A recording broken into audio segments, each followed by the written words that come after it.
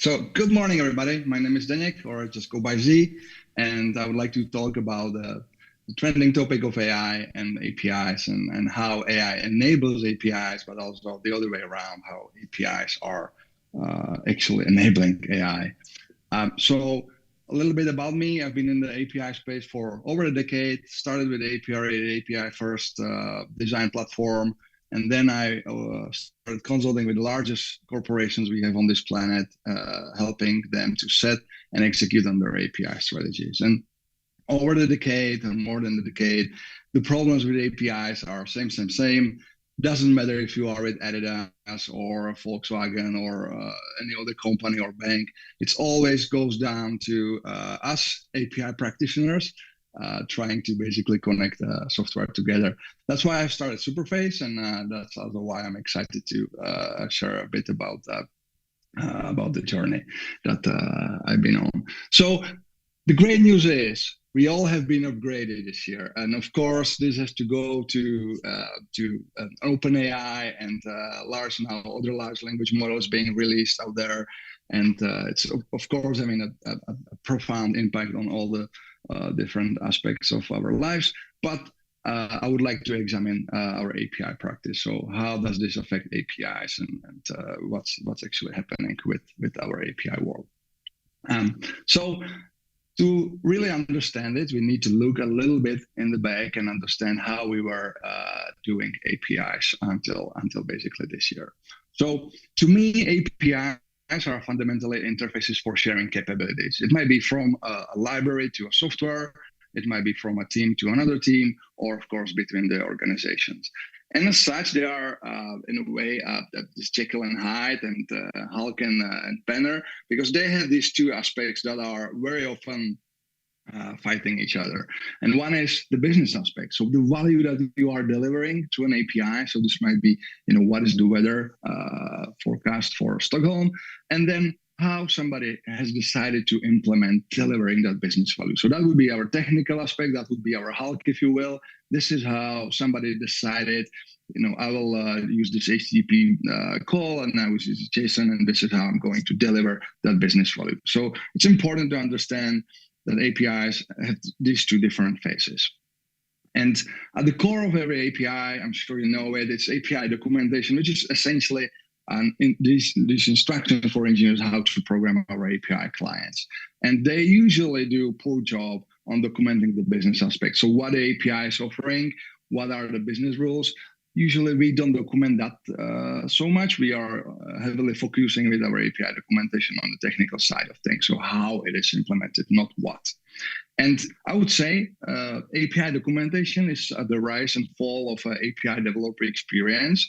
So if API documentation is great, you might have a great developer experience with your API, but if API documentation is bad, then there is not much else you can do. It really starts there. I would go as far as saying that if there is no API docs, there is no API, because you simply don't know about it. Now, important thing here is that these information from API documentation are transferred out of the band, meaning not at the runtime. They are transferred at the design time when somebody reads them and program the other software to connect, right?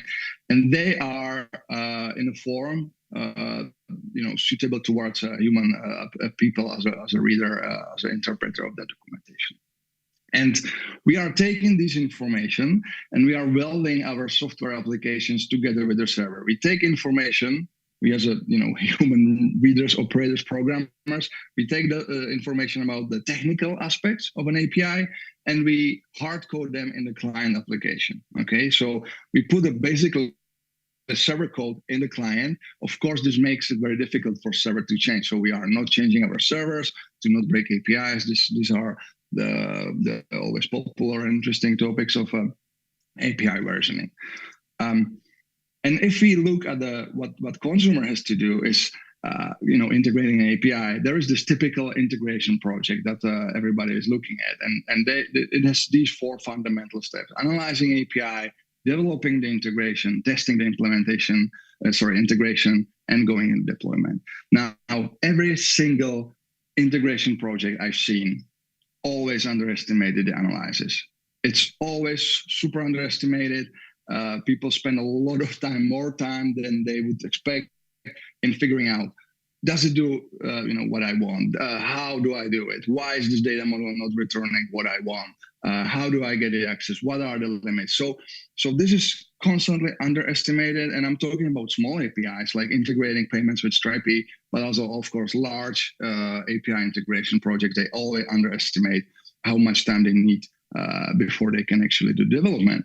And then if the time is fixed, then this is, of course, at the expenses of testing these integrations and deploying them.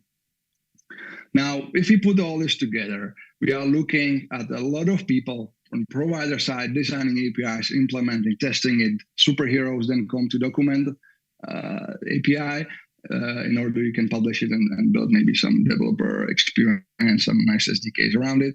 So consumers can come, discover, try it, purchase the access, or get the access, get the keys somehow, and implement it, test it, and maintain the integration basically forever. And all these people, what they are doing, they are basically connecting two pieces of software together, right? This is our I would like to say past, and this is what I call API plumbing, and this is what we API practitioners basically are doing in order to move a capability from A to B. Now, of course, over the years, we built a lot of tools and processes to maybe reduce the pain or make it a little bit faster, starting with the API design first process. So design your API first, take it out to the customer, talk to consumers before you commit to implementation. But of course, the tools like API description formats, Postman collections. We have even came with a better API style to make it somewhat easier to consume APIs. All right, we talk about it in the past here.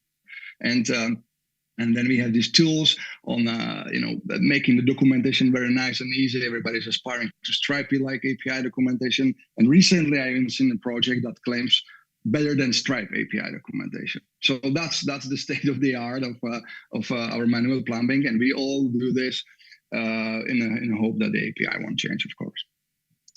All right. So that's the until now. Now, this year, we can finally start to think about, okay, we can use AI to minimize this plumbing. So reduce the time needed in the plumbing, maybe even have those people focusing on better things to do than eyeballing API documentation. And let's go into this.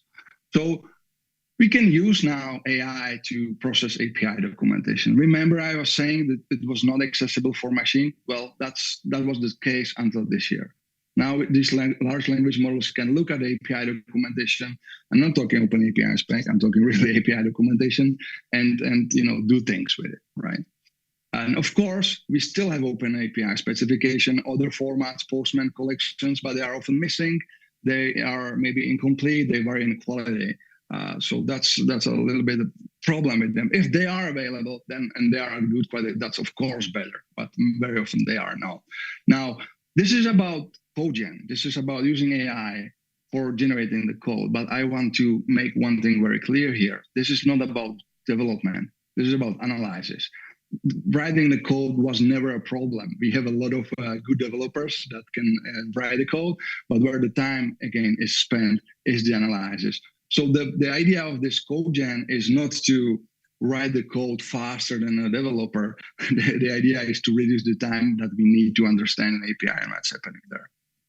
So how do we get the business value out of an API with AI? Well, there are, of course, a couple of solutions. I'll showcase the one that we are developing at Superface, but I just really quickly want to mention ChatGPT prompting. That can get you somewhat far if ChatGPT or Bard, whatever, knows about that API you want to use. If you know how to prompt it, if you are able to maybe get to the data models and JSON schemas and whatnot, and it has to know that API that you want to use, then you might get somewhere with analyzing, figuring out how do I do this and that with this API. I would say better approach is GitHub Copilot, because that's closer to us developers. We usually don't like to chat with chatbots, so Copilot sits right there in your code. And again, if it knows the API you want to use, it might help you to start understanding how how you use an API to get the business value out of it. Now, what I will be talking about is Comlink. This is something that we have created, and I think it solves a lot of problems that the others have. But again, the important thing here is the concepts. I want you to walk away with what is now possible, what was not possible before, not to sell you on one of these. Okay, so Comlink. It's communication link for APIs, and it's here to handle the analysis of APIs and create the communication links for your application so it can integrate directly. And it starts with API documentation. So we can here now, for the first time, ingest the entire API documentation. I'm talking about, I'm showcasing this on Recent, which is very nice email provider.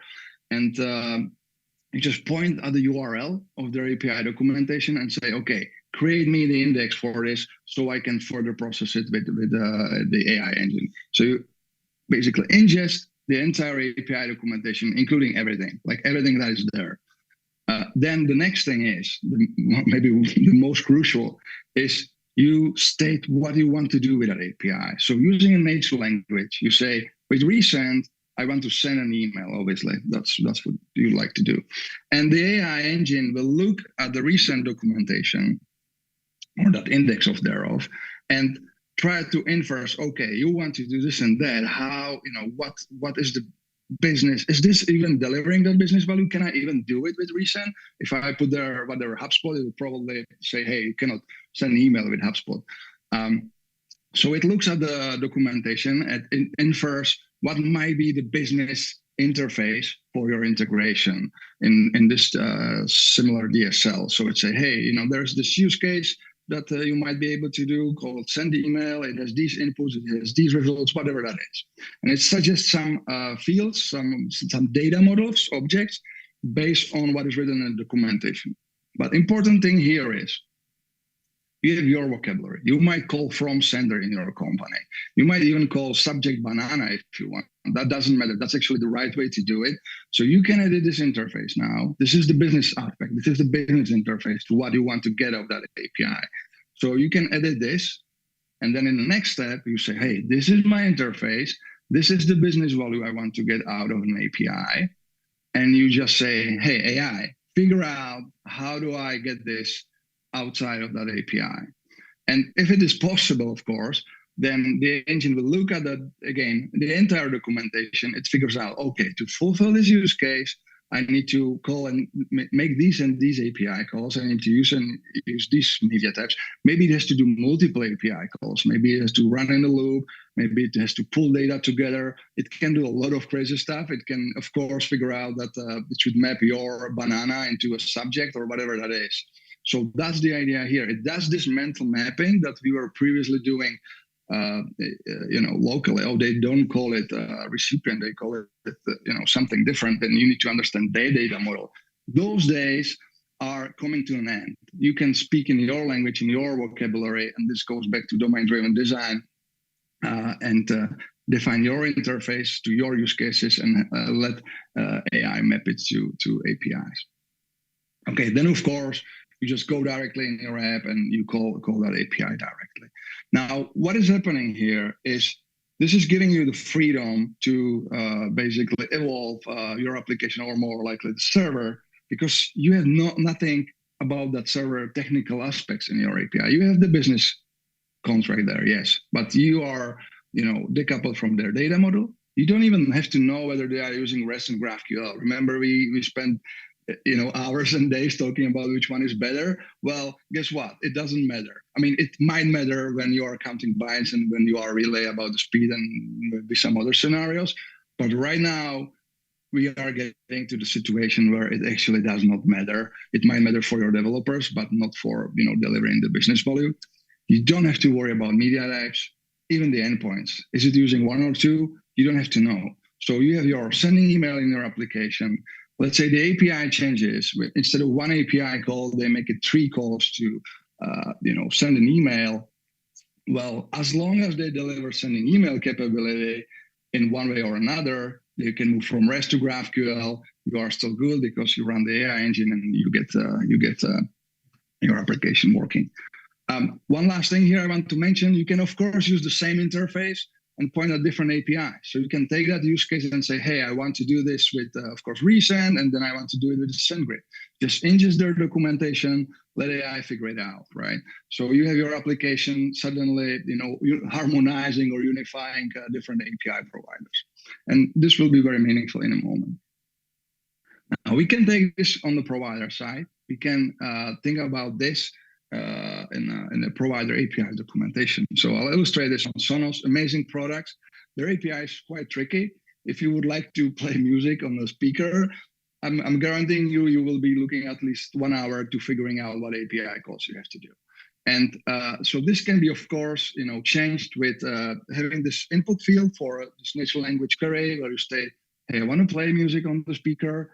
It will give you these com links, you put it in your application, and again, you don't have to worry about how they implemented that API today. So that's augmented documentation, basically, using AI. And just to be clear, this is hypothetical product. This is not a screenshot of a real product or anything. All right, so where are we at? We can integrate now APIs really quick because we reduce the time needed to analyze them. We don't have to bother, to some extent, with API documentation anymore. And we are now getting clients that are resilient to changes, right? So we don't have to even know actual endpoints and API styles, as I mentioned. So the question is, do we even have to know what APIs are we using now? We don't. Let's enter autonomous agent. So an autonomous agent is a software that acts on behalf of its user that is free to make decisions. And I put a asterisk here. This is, of course, scary to a lot of people, and we need to make some sort of security implications and considerations around the freedom that our software will be able to take. But it's now fundamentally possible to have a software that makes decisions. In the case of APIs, it means it decides what API it calls, when it calls it, how it calls it, what may be endpoints it's going to call. So let's look at autonomous agents. So in general, concept of the agent has 3 important parts. One is memory, one is a planner. That's not the topic for our discussion today. But what is the topic for us, API practitioners, is the tools. Because the tools, as they call it in the agent world, that's our APIs. These are the capabilities that we are giving to the agent so it can do things, right? So, and they take form, those can be routines, those can be functions, but to do something really meaningful for us, it has to be API tool. So let's look at how it works conceptually. So first and foremost, you no longer have a hard-coded calls in it. So there is no more welding. Doesn't know about technical aspects of an API. The agent decides at the runtime what API it will connect to, and it figures out at the runtime how to connect, okay? So this is how it works. So you have an API declares to some sort of registry or the agent directly, hey, I'm here, this is how agent connects. These are essentially the tools, the capabilities that I'm offering, those use cases, remember, the business cases, and how they connect. Now the agent comes and it's given a task from the user, and the agent figures out, hey, I need to send email. What tool, aka API, is available, right? And the registry might reply, hey, here are the APIs that are available to your need, when you're looking for an email tool. And this is how you connect. And then it's up to the agent to decide, of course, when this is called, but when they call and which of the APIs it will call. It picks some and calls that API directly to maybe send the email or fetch some information. Now, of course, you have more than one tool, otherwise it would not make sense. And these tools, the set of tools, are essentially creating API landscapes. So landscapes of capabilities, giving the boundaries to the agent to navigate, right?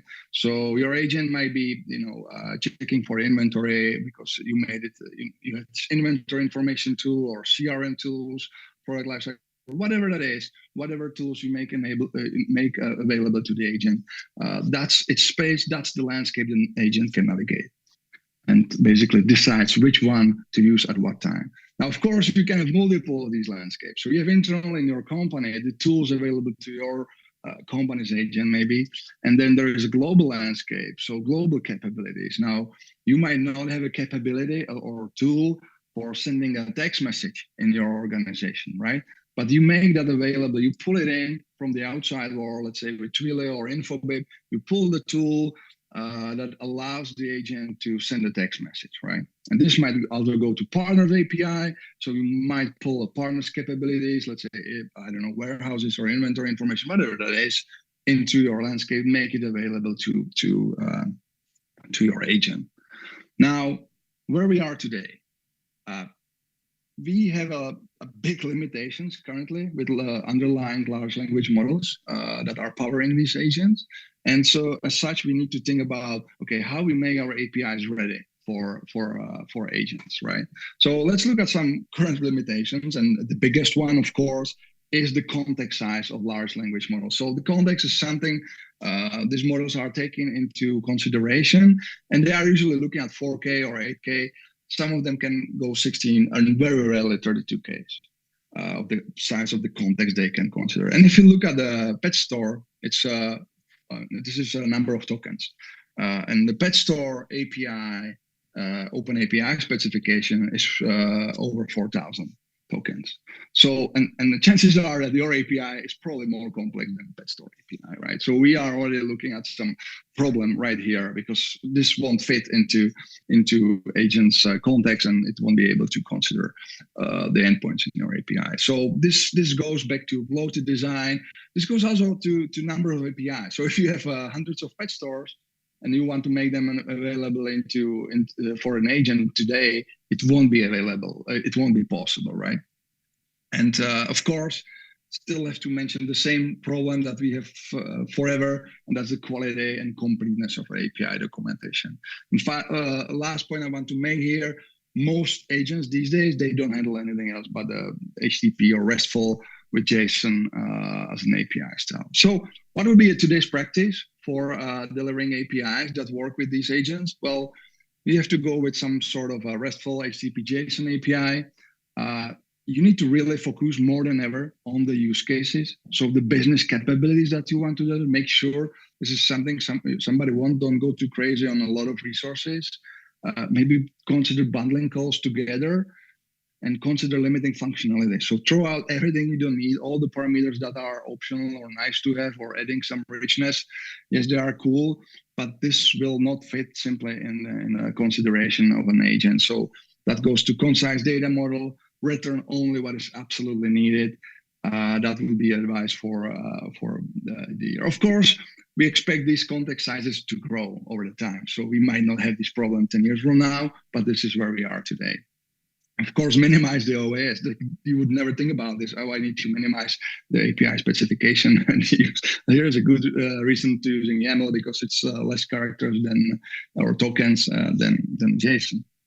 And make sure, on the other hand, contrary to all these advices, make sure you have a very well-defined data model and JSON schema coming with your API, because if it's not there, the agent won't be able to pick it up. And I'm very sad to say this, but maybe for use with the agent, skip the examples, skip the sauce.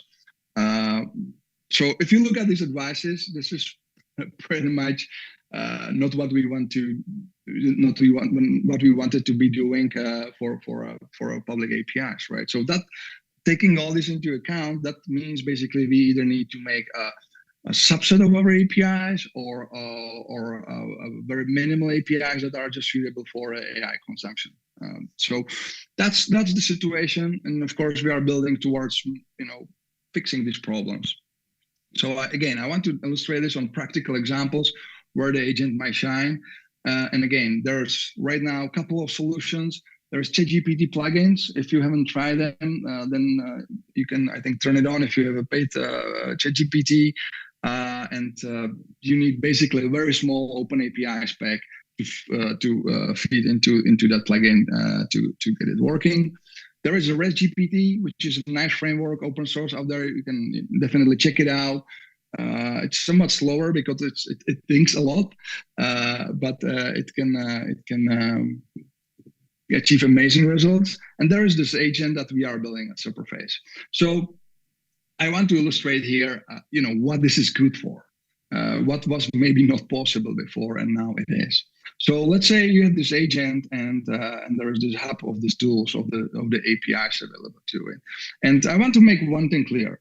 I'll be talking more about that. We are all used to chat interface, but this can be executed from your application, from your code. So it doesn't have to be a human operator talking to the agent. But let's stick with this. What inventory is for our product? That would be a question for you from you to the agent. And the agent taps on the hub and asks, hey, who can tell me what are the tools to give me information about inventory?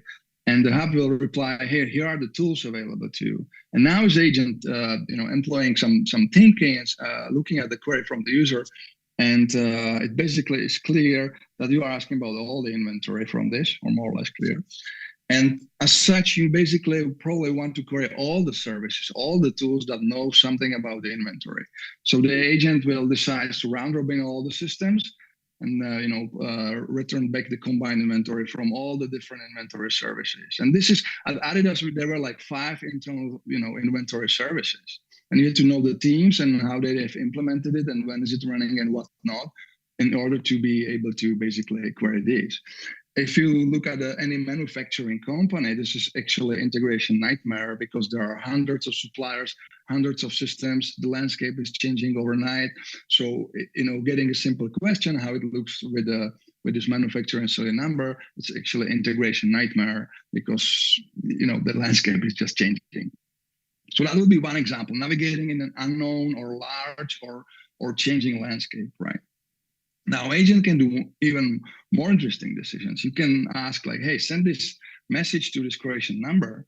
And based on the query, it's a query number, based on the available tools providers, looking at their price, quality, relevancy, the agent can decide, I'll use the infobip to send, the the message to Croatia and reports back to the user after picking infobip that, hey, I did this.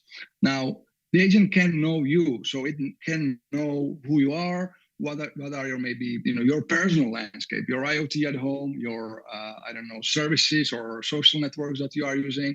So you can ask, hey, when was the last email from Edgar?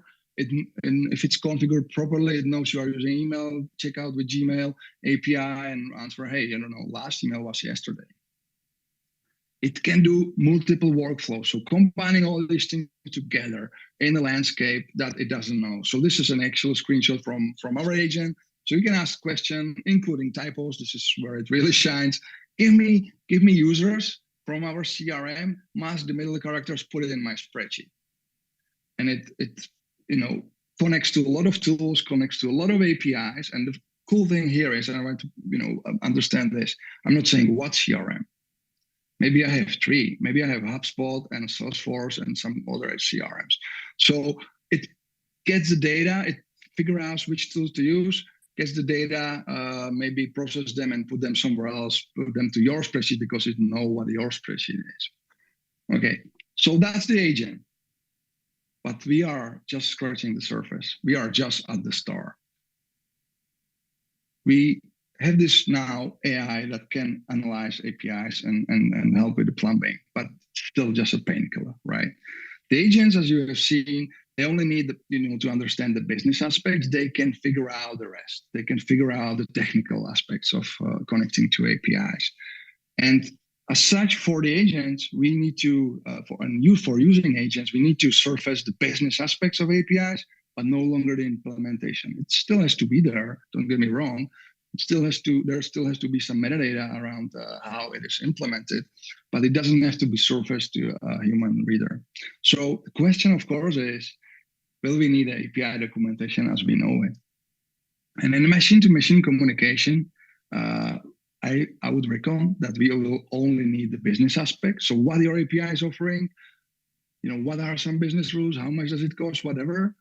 But the rest can be just metadata that are now provided via APIs to the agent, and they have these two broad areas of the metadata that are needed, and that's a communication protocol. So that's the technicalities. That's how agent connects. But then there is this business protocol that we will need to develop in a near future, and that is, of course, the description of capabilities we have there. But we have a machine readable information about the commercials. How much does it cost? What are the SLAs? And legal aspects, of course, like what is the liability, who is responsible for what.